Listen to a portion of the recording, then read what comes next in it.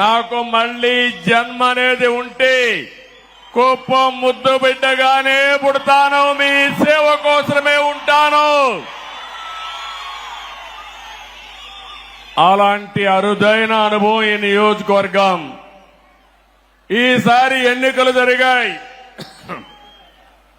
164 మంది ఎమ్మెల్యేలు గెలిపించారు. వైఎస్ఆర్ కాంగ్రెస్ పార్టీని చిత్తుగా ఓడించారు. 11 సీట్లే గెలిచారు. అంటే ప్రజాస్వామ్యంలో ఎవరైనా సరే విర్ర వీగితే ఇదే గతి పడుతుందని ప్రజలు నిరూపించారని చెప్పి నేను మీ అందరికీ తెలియజేస్తున్నా.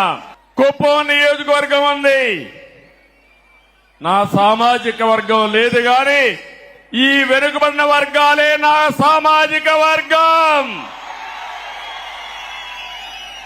40 ఏళ్లుగా గెలిపిస్తున్నారు. అందుకే రాష్ట్రంలో 8 మంది కేబినెట్ మంత్రులుగా బీసీలను పెట్టాం. ఇది ఒక చరిత్ర. 24 మందికి 8 మంది బీసీలు ఉండడం చరిత్ర అని చెప్పి కూడా నేను మీకు తెలియజేస్తున్నా. ఈరోజు 4వసారి నేను ముఖ్యమంత్రిగా ప్రమాణ స్వీకారం చేశాను. ప్రమాణ స్వీకారం చేస్తానే పోలవరం పోయాను, అమరావతికి వెళ్లాను, అసెంబ్లీ సమావేశాలు పెట్టుకున్నాం, కేబినెట్ సమావేశం పెట్టుకున్నాం.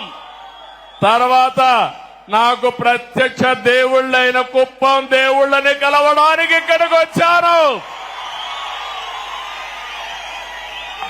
ఇక్కడి నుంచి ప్రజాక్షేత్రానికి వెళతాను. వెళ్లే ముందు మీ ఆశీస్సులు తీసుకోవాలని, మీ అందరితో కలిసి మాట్లాడాలని, మిమ్మల్ని చూడాలనే ఉద్దేశంతోనే నేను ఇక్కడికి వచ్చాను. నేను ఈరోజు ఒకే ఒక విషయం మీ అందరికీ విజ్ఞప్తి చేస్తున్నాను. నేను మీకు రుణపడి ఉన్నాను. 5 ఏళ్లలో మీ రుణం తీర్చుకుంటానని మరొక్కసారి మీ అందరికీ హామీ ఇస్తున్నా, వాగ్దానం ఇస్తున్నా. అన్ని విధాలా అభివృద్ధి చేస్తాను.